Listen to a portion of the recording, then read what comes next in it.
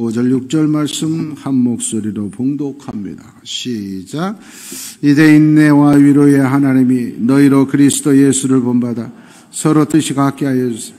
한 마음과 한 입으로 하나님 곧 우리 주 예수 그리스도 아버지께 영광을 돌리게 하려 하노라. 아멘. 제가 나태주 시인의 시를 좋아하는데 여러 가지 이유도 있지만 그 중에 하나가 짧아서 좋습니다. 항상 짧아서 좋아요. 저도 부흥회 가면 대한민국에서 제일 인기 좋은 부흥사 중에 한 명인데 그 이유가 짧게 해서 그렇습니다. 보통 부흥 강사들 하면 1시간 반, 2시간 하는데 전 부흥회 가서도 1시간 만에 딱 끝나니까 교인들이 그냥 기쁨이 넘칩니다. 너무나 좋아합니다. 나태주 시인의 시 중에 들꽃이라는 시가 있어요. 세 문장밖에 안 되는데 기죽지 말고 살아봐. 둘째는 꽃 피워봐. 참 좋아. 그겁니다. 요즘 참 길을 펴고 사는 게 쉽지 않은 세상입니다. 그런데 이럴수록 기죽지 말고 한번 꽃을 피워보면 참 좋아. 좀 용기가 나는 그런 시 같아요. 다들 두렵고 또 염려와 근심과 걱정 이런 것이 떠나지 않는 시기입니다. 그러나 이럴 때일수록 길을 피워야 돼요. 내가 기가 살면 환경을 극복할 수가 있어요. 환경 조건 이보다 더 중요한 게 자기가 기싸움에서 이겨야 되는 거예요. 스포츠에서도 보면 아주 잘하는 사람이 못하는 사람 좀 봐주다가 역전당하는 경우가 참 많아요. 탁구도 11점이잖아요. 그런데 10대 2, 3에서 확 끝내야지 봐주다가 12대 10으로 지는 경우도 있어요. 그러니까 뭐든지 기가 아주 중요한 거예요. 사기. 하여튼 내가 정신력만 살아있으면 기가 올라가면 훨씬 더 큰 능력을 발휘할 수도 있고 어려운 경우도 이겨낼 수 있어요. 하물며 우리는 하나님의 자녀들이잖아요. 세상의 창조주이시고 세상의 주인이신 하나님을 아버지라고 하면서 세상의 환경 조건에 굴복당해서 기죽어 살지 않기를 원합니다. 좀 힘들고 어려울지라도 재정적으로 좀 힘들지라도 가족들 모이고 또 요즘 모이기도 힘들지만 아무튼 명절이라고 기죽지 마시고 또 당당하게 길을 펴고 이 어려운 환경을 이겨내기를 바랍니다. 인생은 어차피 모두 죽습니다. 언젠가는 한 번은 죽습니다. 더 중요한 건 그럼에도 불구하고 우리는 영생을 얻은 줄 믿습니다. 그거 하나만으로도 기죽을 거 하나도 없는 거예요. 환경 때문에 끌려가지 말고 하나님의 말씀 붙들고 아름다운 꽃을 피워보기를 원합니다. 오늘 성경 말씀은 하나님과 예수님은 어떤 분이냐 하는 겁니다. 첫 번째가 하나님은 인내와 위로의 하나님입니다. 하나님의 속성을 표현할 때 하나님은 사랑이심이라 그러잖아요. 하나님은 사랑인데 그 사랑이 뭐냐 둘로 나누면 사랑은 인내와 위로다. 사랑의 또 다른 이름이 인내와 위로가 합해서 사랑이라는 거예요. 왜? 사랑은 가장 사랑하는 사람일수록 가장 인내해 주는 거기 때문에 인내가 사랑의 일부분인 거예요. 고린도전서 13장 4절 7절에 보면 사랑은 뭐냐? 오래 참고 7절에 보면 모든 것을 견디고 모든 것을 참는다. 사랑은 인내다 그 말이에요. 인내뿐만 아니라 위로, 인내와 위로. 사랑은 지적하는 게 아니에요. 비난하는 게 아니에요. 잘못을 지적하는 게 아니라 잘못을 덮어주고 격려해 주는 거예요. 이번을 실패의 거울로 삼아서 다시는 그런 짓 하지 말고 힘을 내라. 예수님처럼 간음하다 잡힌 여인 분명히 죄 지었어도 덮어주시잖아요. 가서 다시는 그러지 마라. 그래서 사랑은 모든 허물을 덮느니라. 그러니까 인내와 위로가 사랑의 두 걸로 나누면 인내와 위로가 사랑의 또 다른 이름인 거예요. 그래서 하나님의 성품이 인내와 위로니까 하나님을 믿는 우리도 인내와 위로자가 되어야 돼요. 어떤 경우에도 성질 급한 사람은 절대 믿음이 약한 사람이에요. 예수 믿으면 급한 성질이 유해져야 되는 거예요. 성질 급한 거 혈기는 마귀가 주는 거지 절대 성령이 주는 게 아니에요. 참을성이 없으니까 성질 내는 거지 조건이 성질 낼 조건이어서가 아니에요. 교회 안에서도 화내고 소리 지르는 사람들, 자기들이 그걸 인내하지 못해서 자기들의 영성이 그만큼밖에 안 되니까 하는 거지, 다른 사람들은 화내고 소리 지를 줄 알아요. 그러나 신앙이 인격이 됐으니까 참는 거예요. 그냥 본인은 못 참아서 소리 지르는 거예요. 본인이 정의의 사도가 아닌 거예요. 본인이 똑똑해서가 아니에요. 다른 사람 더 똑똑하고 더 정의로워요. 그러나 인내할 줄 알고 위로해 주기 위해서 참아주니까 그런 거예요. 그러니까 절대 혈기 부리고 소리 지르고 성질급한 건 절대 하나님의 속성, 성령의 속성이 아닌 걸 깨달아요. 인내, 참을 줄 알아야 돼요. 잘한다, 잘못했다 지적하는 건 참 쉽습니다. 감동하는 건 쉬워요. 그러나 위로하는 건 참 어려워요.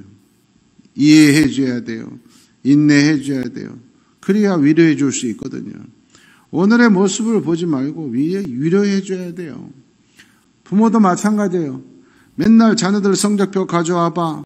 오늘 행동, 이번 주에 학원 갔다 온 거, 이런 거 맨날 평가만 하면 그 아이는요, 그냥 규격적인 삶밖에는 못 살아요. 그런 아이들은 어떤 재벌이 되거나 어떤 사회에 영향력을 끼치는 운동가가 되거나 큰 인물이 될 수가 없어요. 격려해줘서 길을 자꾸 살려주고 본인이 가진 장점을 자꾸 키워줘야 훌륭한 사람이 되고 자기의 능력 몇 배나 발휘하지, 항상 틀에서 가두어서 평가하고 확인하고 점검하고 이런 부모 밑에 커가지고는 큰 인물이 될 수 없는 거예요.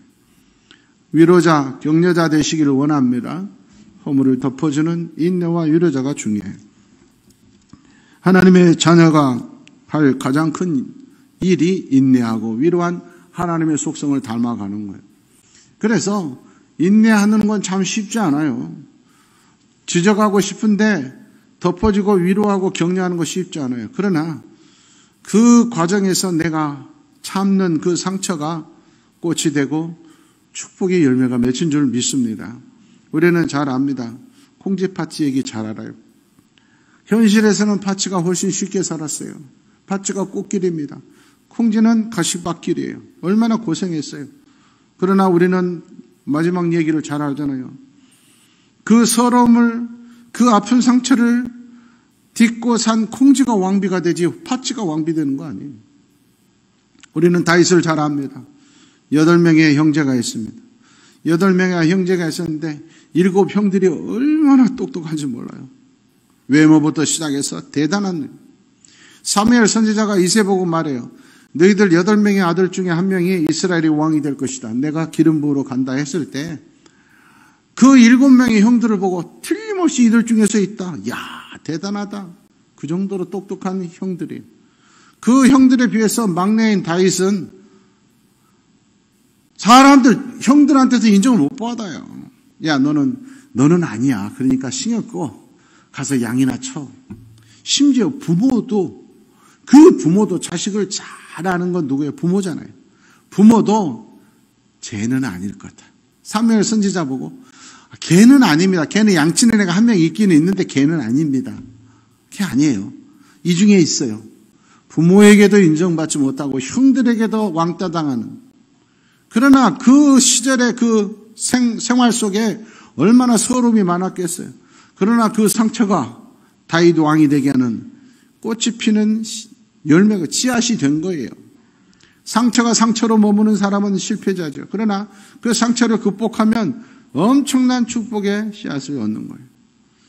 우리 아이들은 어렸을 때 이제 말 뛰고 조금 컸을 때부터 신데렐라라고 하는 만화 영화를 수백 번 봤을 거예요. 캐나다에서 만든 영어로 된 신데렐라 만화 영화인데 그 만화 영화를 엄청 많이 들어있어요. 그래서 거의 다 애들이 외울 정도로. 근데 이 신데렐라 보십시오. 그 인생이 얼마나 힘들었어요. 고난의 연속이고 상처의 연속이잖아요. 그러나 그 고난과 상처가 신데렐라가 왕자님을 만나서 왕자님의 아내가 되는 축복의 열매를 맺는 거예요. 우리 인생은 다 그렇습니다, 여러분. 상처 없이 피는 꽃이 없어요. 고난 없이 큰 인물이 절대 되지 않는다고 하는 거예요. 시편 107편 35절 말씀에 보면 우리 인생을 살다 보면 광야를 만날 때가 있어요. 광야와 같을 때가 있어요. 마른 땅과 같을 때가 없어요. 희망이 없어요. 너무 낙심할 수밖에 없는 상황이 있어요. 그러나 중요한 건 하나님의 사람에겐 광야나 마른 땅으로 끝나지 않아요. 반드시 하나님께서 강물 같은 역사를, 샘물이 되게 하는 역사를 일으켜 주시는 줄 믿습니다. 반드시 그날이 있어요. 축복의 강물이 내 앞에 흐르고 축복의 샘물이 돼서 펑펑 쏟아질 날이 온다 이거예요. 하나님의 백성은 상처와 고통이 그대로 끝나는 법이 없다 하는 거예요. 자녀들도 보면 그래요. 3명의 자녀가 있다 했을 때 제일 큰 인물이 되는 게 둘째예요. 둘째. 이 둘째는 뭐 아니면 도예요. 여러분들 가운데 둘째 있으면 자기 자신 한번 보세요. 이 둘째는 언니한테 뺏기죠. 동생한테도 뺏기죠. 이 난감해. 그래서 그걸 못 이기면 매사가 부정적인 사람이 돼요. 나는 안 돼. 언니가 안 뺏어가면 동생이 뺏어가는데. 그러니까 맨날 부정적이에요. 그러니까 그 상황을 극복 못하면 항상 부정적이야. 안타까운 사람. 매사에 불평. 반면에 언니 동생한테 맨날 뺏기고 사니까 그걸 잘 극복해야죠. 그냥 스스로 양보해주고 스스로 조정자가 되면 이 둘째가 엄청 큰 인물이 되는 거예요. 제일 축복받는 사람이 돼요. 첫째나 셋째보다. 둘 중에 하나야. 여러분들 가운데 둘째 계신 분들은 셋 중에 둘째는 잘 생각하셔야 돼요. 진짜 인물이 될 찬스라니까. 축복받을 더 첫째나 셋째보다 더 축복받을 수가 있어요. 다시 말씀드리면 나에게 주어진 악조건이 그것을 잘 극복을 하면 다른 사람들보다 더 큰 축복의 꽃이 핀다. 할렐루야. 명심하셔야 돼요. 왜? 하나님은 인내와 위로의 하나님이시다. 왜 하나님이 인내하고 위로하냐? 우리를 그렇게 만드시기 위해서. 하나님이 안 참아줬으면 우리가 오늘 있겠냐고. 목회하다 보면 힘들 때가 참 많습니다. 말로 표현할 수 없을 정도로 기가 막힌 사람들, 무례한 사람들, 어떤 경우에는 악한 사람들도 만납니다. 그럴 때마다 미운 감정이 솟아납니다. 좀 화가 납니다. 그럴 때마다 하나님께서 떠오르게 해주시는 거예요. 말씀 보면 떠오르게 해주셔서. 너도 내가 생각했을 때 기가 막힐 때가 있었다. 내가 그걸 참아줬기 때문에 오늘 네가 목사 된 거야. 너도 진짜 내가 기가 막힐 때가 있었는데 내가 너 포기하려고 그랬을 때 위로하고 격려해줘서 네가 오늘 이 자리에 온 거 아니야. 그걸 깨달으면 미워하지 않아요. 거기서 낙심하지 않아요. 여러분 중요한 거예요. 하나님은 인내와 위로의 하나님이고 우리를 만들어 가시는 과정이에요. 그 상처가 축복의 꽃이 되기를 바랍니다. 요한계시록 21장을 수도 없이 읽었어요. 그러나 이번 주처럼 은혜를 받은 적이 없어요. 성령께서 이 시간 역사하셔서 제가 받은 은혜를 좀 전달할 수 있었으면 좋겠습니다. 요한계시록 21장 21절에 보면 천국에 대한 묘사가 나와요. 천국은 12문이 있어요. 그런데 천국의 문이 뭘로 만들어진다? 그 많은 보석 중에 하필 진주로 만들어져 있다고 이렇게. 그 많은 보석 중에 왜 진주일까요? 더군다나 4절 말씀에 보면 예수님이 우리가 천국 갔을 때 왔을 때 기다렸다 면류관 씌워주고 막 빵빠레 올려주고 그런 게 아니라 예수님은 천국에서 우리 눈물 닦아주고 계신다. 얼마나 은혜 받았는지 몰라요. 사랑하는 여러분, 천국의 문이 진주로 만들어진 건 진주와 같은 성도들만 들어갈 수 있기 때문에 그래요. 진주가 처음부터 진주로 만들어지는 법이 없어요. 아픈 상처가 이물질이 그 아픈 것이 조개 속에서 잘 만들어져서 그 아픈 쓰라림을 달리기 위해서 쏟아낸 액이 변해서 진주가 되고 진주조개가 되는 거예요. 우리의 신앙을 지키려고 하나님의 말씀을 지키려고 말씀대로 살려면 아프게 되어 있어요. 내 자존심 다 버려야 돼요. 내 생각 버려야 돼요. 어쩔 때는 너무 고통스러워요. 그러나 하나님의 말씀 붙들고 그 상처와 고통을 이기고 나갈 때 진주로 만들어져 가는 거예요. 그 진주와 같은 성도들이 가는 곳이니까 그 문이 진주로 되어 있는 거예요. 이 땅에서 꽃길만 가던 사람은 천국 갈 수 없어요. 이 땅에서 눈물의 길을 걸어갔기 때문에 천국은 눈물이 있는 자들만 오는 곳이기 때문에 예수님이 그곳에서 눈물을 닦아주고 계시는 거예요.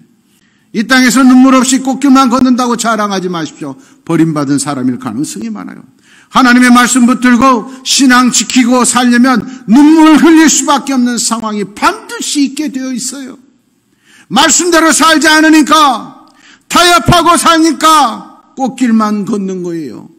절대 믿음의 길을 온전히 가면 상처가 있을 수밖에 없는 거예요. 그 상처를 참고 이기는 진주와 같은 성도들이 진주문으로 들어가고 이 땅에서 흘린 눈물이 마치 마르지 않고 간 자들이 주님이 눈물을 닦아주는 것이 천국이다. 사랑하는 여러분들 가운데 지금 너무나 눈물을 흘리고 너무나 아픈 상처 때문에 믿음을 지키기 어려운 분들 계실 거예요. 여기서 낙심하고 포기하지 않기를 원합니다. 우리가 주님 앞에 갈 수 있고 우리의 눈물을 닦아주신 날, 진주문 앞에 설 날이 반드시 있는 줄 믿습니다. 아픈 것으로 끝나버리면 상처로 끝나요. 그러나 그걸 이겨낼 때 진주와 같은 축복이 되는 거예요. 우리 가정교회 성도들이 모두 다 인내할 줄 알고 하나님 앞에서 아름다운 진주로 만들어가는 축복에 꽃피는 자들이 되기를 원합니다. 두 번째, 예수님은 어떤 분이냐? 그냥 바라만 보는 분이 아니에요. 고개만 끄덕이는 것이 하나님의 말씀이 아니에요. 오늘 성경은 말합니다. 우리가 예수를 바라보는, 예수를 본받아야 된다. 바라보고 끝난 게 아니라 바라봤으면 본받아야 된다. 교회 나와서 예배 드렸으면, 말씀 들었으면 고개만 끄덕이고 가는 것이 아니라 말씀대로 살아나가려고 예수님처럼 본받아야 된다. 삶이 있어야 된다. 그 말입니다. 어떤 점을 닮아가야 될까? 보아라만 보지 말고 닮아가야 되는데 어떤 점을 닮아가야 될까? 한 가지입니다. 순종입니다. 죽기까지 순종하신 예수님을 닮아가야 됩니다. 다른 거 아닙니다. 예수님이 일으키는 능력 담고 싶어서 그것만 쫓아다닌 사람들은 반드시 넘어지게 되어 있어요. 예수님 받았으면 박수 소리만 쫓아다닌 사람들은 돌 맞을 때가 온다는 거예요.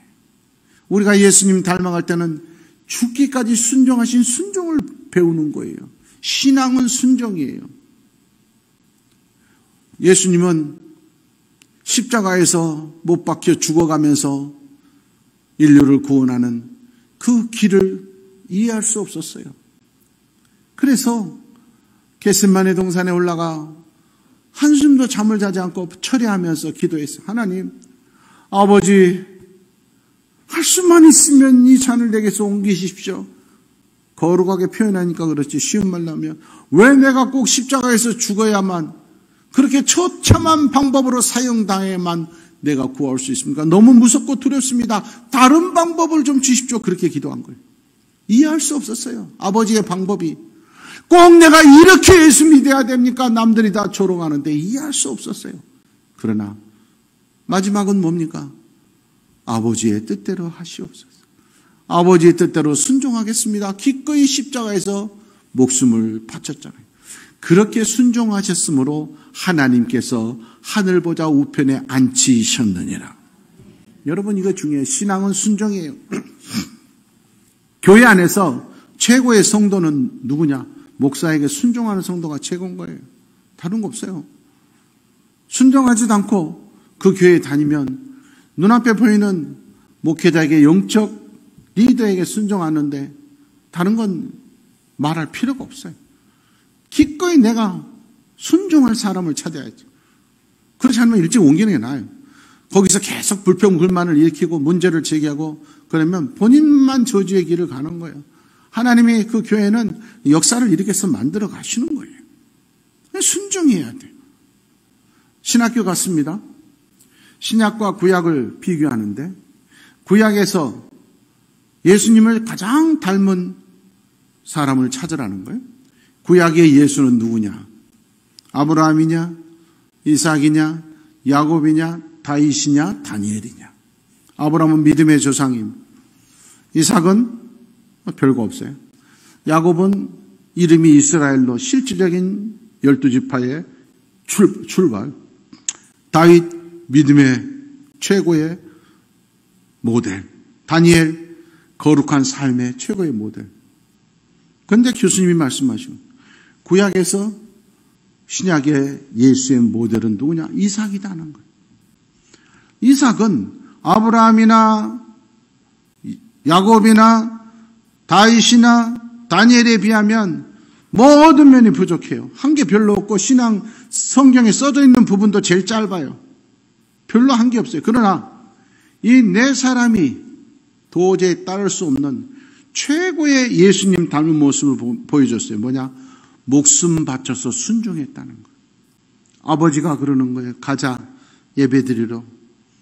예배드리러 실컷 갔더니 하나님께서 오늘은 제물로 너를 요구하신다.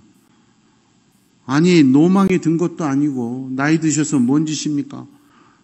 보통 때처럼 양을 잡아서 제사를 드려야지. 자기 아들을 죽여서 제사 드린다는 아버지가 어디 있습니까? 저 같아도 무슨 소리입니까? 건장한 아들이 안 됩니다.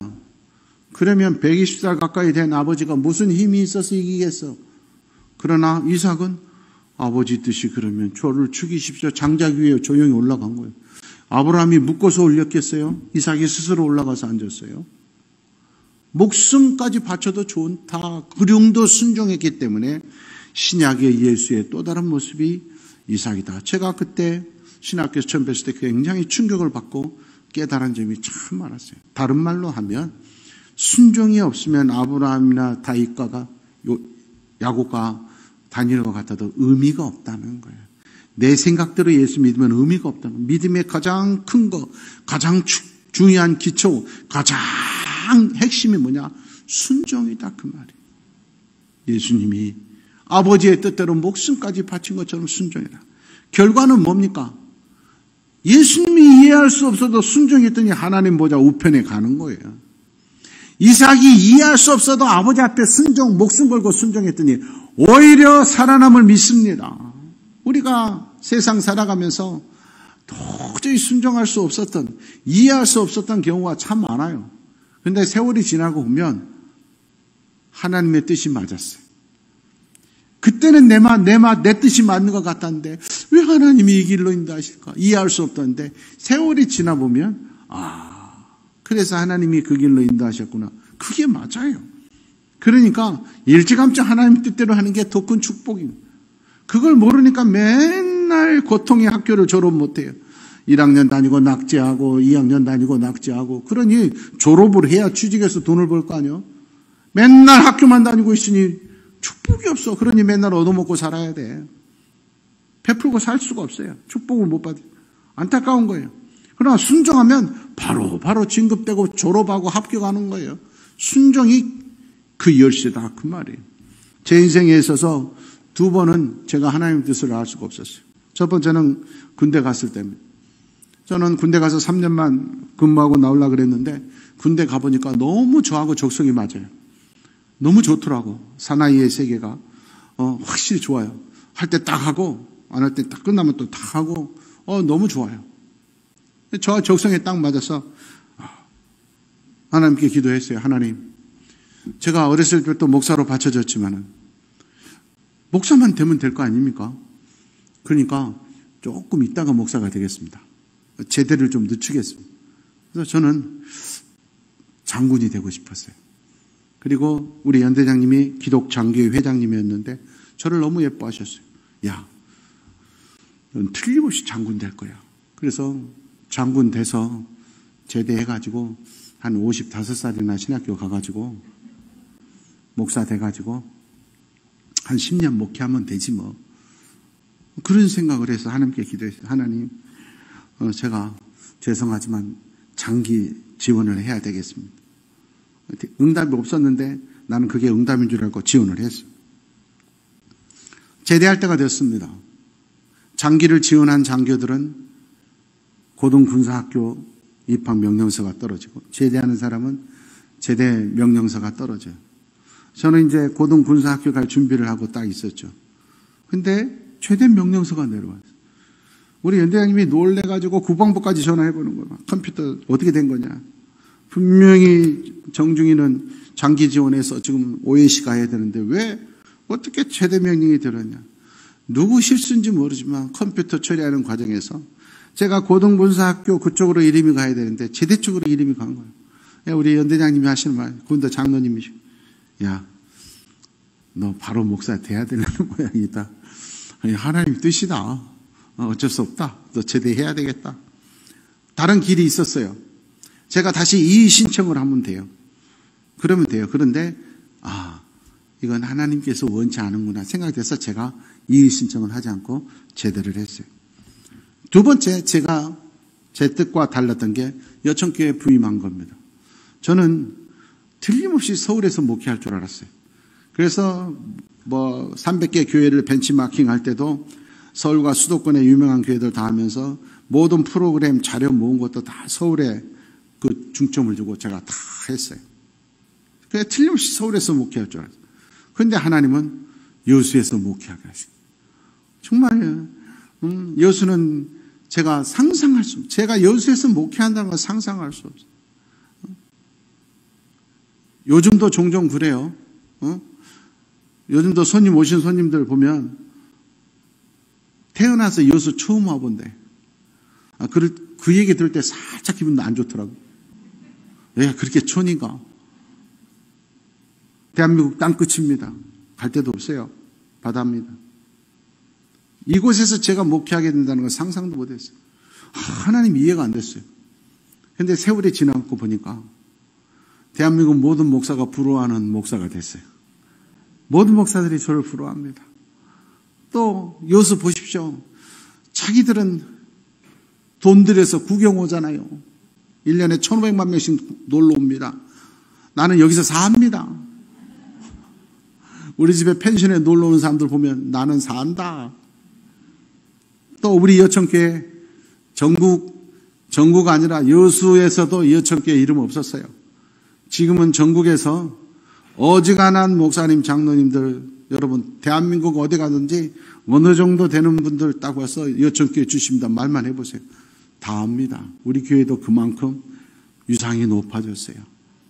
우리 교회 예배 시스템 수도권의 교회들이 따라한 교회들이 엄청 많습니다. 우리 교회 기도문 여러분이 서울로 이사 가면 만날 수도 있어요. 껍질만 바꿔가지고 수많은 교회들이 우리 교회 기도문 그대로 사용하고 있습니다. 우리 교회 부부주일, 특히 어버이주일, 부부주일 시스템 많은 교회들이 지금 따라하고 있어요. 자료 보내달라고 그러고 따라하고. 여러분 그 수도권의 교회들이 이 땅끝에 있는 이 작은만 도시 시골의 교회를 닮아가는 거예요. 여러분 중요한 거예요. 어디에가 중요한 게 아니라 하나님 뜻은 네가 어디에서 목회하는 게 중요한 것이 아니라 너네 교회가 어디 있느냐가 중요한 것이 아니라 그곳에서 하나님께 순종하느냐가 중요한 거예요. 하나님 붙드는 것이 중요한 거예요. 여러분 명심하십시오. 순종이 믿음의 기준이고 신앙의 가장 중요한 판단이 순종인 거예요. 갈라디아서 6장 17절 말씀에 보면 예수 믿는 사람들은 어때야 되냐? 예수의 흔적을 가지고 있어야 돼요. 바울 사도가 내가 예수 믿는 사람이냐 아니냐, 내가 진짜 집사냐 아니냐 다른 걸로 볼 수 없어. 예수의 흔적이 나한테 있다 봐라 그러는 거예요. 그 예수의 흔적은 뭐냐?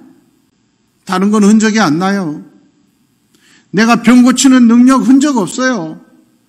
예언을 하고 환상 보는 거 흔적이 없어요. 그러나 예수 때문에 매맞고 예수 때문에 창에 찔리고 예수 때문에 고통당하는 건 흔적으로 남아요. 그 흔적이 훈장인 거예요. 그 상처가 축복인 거예요. 이름에도 불구하고 나는 믿음의 길을 갔습니다. 이름에도 길도 불구하고 나는 말씀대로 걸어갔습니다. 이것이 예수 믿는 흔적인 거예요. 이것이 자랑인 거예요. 순종의 길을 가지 않는 사람은 흔적이 없어요. 순종하지 않는 사람은 매맞을 일이 없어요. 하나님의 뜻에 순종하면 수많은 채찍에 맞아요. 수많은 눈총 받아야 돼요. 핍박받아야 돼요. 그럼에도 불구하고 꿋꿋하게 순종의 길을 하나님의 말씀 붙들고 걸어갈 때 그 상처가 그 고통이 훈장의 꽃을 피울 줄 믿습니다. 그래서 사무엘상 15장 22절 말씀에 보면 순종이 제사보다 낫다는 거예요. 순종이 없는 사람은 목사라도 장로라도 재벌이어도 장관이어도 의미가 없어요. 순종하면 내가 병들고 가난해도 순종하는 사람이 세월이 지나고 크게 보면 그 사람이 더 큰 축복을 받고 그 자녀들이 더 축복을 받고 천국에서 주인공이 될 줄 믿습니다. 마태복음 1장 23절 말씀에 보면 예수님의 이름을 임마누엘이라 해라. 임마누엘이라고 하는 뜻은 엘, 하나님이 임마누, 우리와 함께 하신다. 임마. 하나님이 우리와 함께 하시는 분이 예수님. 그럼 예수 믿는 사람들은 우리는 예수님이 우리와 함께 했어요. 그런데 왜 예수의 이름의 능력이 안 나타나요? 순종하지 않으니까. 순종하지 않으면서 기도해도 의미가 없어요. 역사가 나타나지 않아요. 우리가 항상 외우잖아요. 요한복음 14장 14절. 예수의 이름으로 구하면 다 예수님이 행해 주신다 그랬는데 왜 예수님 이름으로 기도하는데 왜 예수님 안 이루어 주십니까? 간단해요. 순종하지 않고 요구만 하니까 그래요. 의무를 지키지 않고 요구만 하면 됩니까? 순종의 길을 가면서 예수의 이름으로 기도해야죠. 사도행전 2장 21절 말씀입니다. 예수의 이름을 부르기만 해도 구원을 받는다고 그랬어요. 그런데 하나님, 나는 왜 여전히 우리 가족은 여전히 구원받지 못하고 이 고통과 이 어려운 늪을 빠져나가지 못합니까? 왜 구원받지 못해? 남들은 확 빠져나가서 축복의 길을 달리는데 왜 나는 아직도 여기서 헤매야 됩니까? 예수 이름을 불렀는데 다 꺼내주시고 구원해 주신다는데 나는 왜 구원해 주시지 않습니까? 간단합니다. 순종하지 않기 때문에 그래요. 말씀을 맺습니다. 하나님과 예수님의 성품, 인내하고 위로하고 순종하는 거예요. 그 뒤를 따라가는 우리의 모습, 인내하고 위로하고 순종하는 사람이 돼야 돼요. 인내하고 위로하고 순종하는 길은 눈물 없이 갈 수 없어요. 고통과 핍박의 상처가 반드시 있을 수밖에 없어요. 그러나 하나님의 말씀으로 꿋꿋하게 걸어갈 때 그 고통과 상처가 아름다운 진주가 될 줄 믿습니다. 눈물 흘리는 것이 너무 힘들지만 절대 물러서지 마십시오. 그 눈물이 천국 문은 들어가는 예수님께서 눈물을 닦아주는 축복의 시간으로 반드시 만날 날이 있을 줄 믿습니다.